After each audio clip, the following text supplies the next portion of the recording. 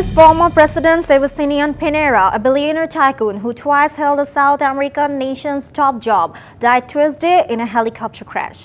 His office said in a statement. The crash took place in Lago Rancho, a lake district some 920 kilometers south of Santiago, where Pinera spent vacations with his children and grandchildren.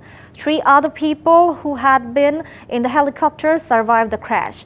Pinera served 2 non-consecutive terms in office between 2010 and 1 মিনিটে নগদ Islamic account খুলতে dial করুন *167#.